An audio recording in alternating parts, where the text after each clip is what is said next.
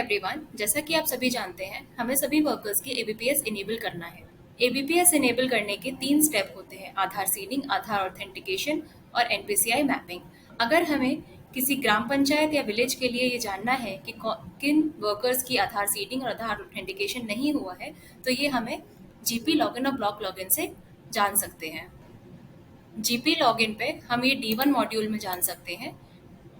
D1 module में list of workers for हुम आधार और डेमोग्राफिक ऑथेंटिकेशन फील्ड पे हम जाते हैं। जैसा कि मैंने आपको बताया था कि ये काम हम ब्लॉक लॉगिन पे भी कर सकते हैं, तो ब्लॉक लॉगिन पे हम D36 में जाते हैं। D36 में सेम मॉड्यूल में हमें मिलता है लिस्ट ऑफ वर्कर्स फॉर हुम आधार डेमोग्राफिक ऑथेंटिकेशन फील्ड, और उस पर क्लिक कर देते हैं। अगर हमें उन वर्कर्स की लिस्ट चाहिए जिनका आधार भी अभी तक एंटर भी नहीं हुआ है, सीडेड भी नहीं हुआ है, तो हम इस पर टिक कर देते हैं और अपना ब्लॉक और विलेज सेलेक्ट कर लेते हैं। ये हमें पूरी लिस्ट मिल जाती है। अगर इस लिस्ट को हमें पूरा देखना है तो ये 1 और 2 जो सबसे नीचे आपको दिया है, आप उस पर क्लिक करेंगे तो जैसे आप देख रहे हैं कि 1 और 2 हमें ये पूरी लिस्ट मिल गई है। ये लिस्ट उन वर्कर्स की है जिनकी ना तो आधार सीडिंग हुई है और ना ही उनका ऑथेंटिकेशन हुआ है। वर्कर की आधार सीडिंग और आधार ऑथेंटिकेशन हम कैसे कर सकते हैं, उसके लिए एक वीडियो मैंने बनाई है जिसका लिंक आपको डिस्क्रिप्शन में दे दिया जाएगा। अगर आधार सीडिंग और ऑथेंटिकेशन करते टाइम कोई एरर आता है तो उसको हम कैसे सॉल्व कर सकते हैं, उसके लिए भी एक वीडियो बनाई गई है जिसका लिंक आपको डिस्क्रिप्शन में दे दिया जाएगा। अब आते हैं हम नेक्स्ट स्टेप पे, जो है हमारा एनपीसीआई मैपिंग। अगर हमें ये जानना है कि ऐसे कौन से वर्कर्स हैं जिनका भी एनपीसीआई मैपिंग नहीं हुआ है, तो ये हम कहाँ पे जान सकते हैं? ये हमें इन्फॉर्मेशन जीपी लॉगिन और ब्लॉक लॉगिन पे मिलती है।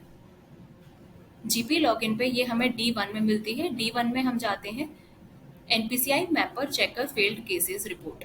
जैसा कि मैंने बताया था कि ये हमें पीओ लॉगिन पे भी मिलती है, तो पीओ लॉगिन में हमें ये मिलती है D36 में।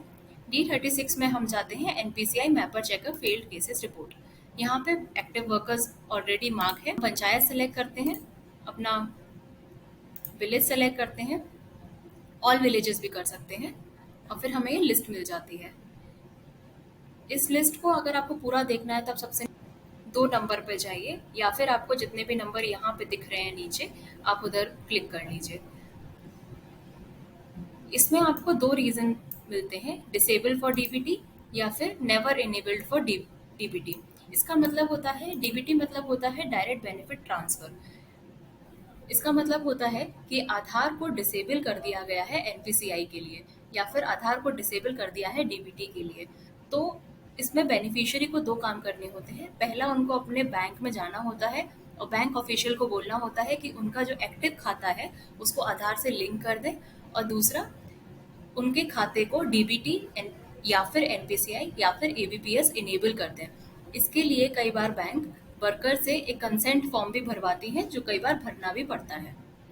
उसके बाद जब ये पूरा हो जाता है, तब आपको जीपी और ब्लॉक लॉगिन पे आके एनपीसीआई मैपिंग करनी पड़ती है उन वर्कर्स के लिए, जिसके लिए एक अलग वीडियो बनाई है जिसका लिंक आपको डिस्क्रिप्शन बॉक्स में दे दिया जाएगा। Thank you.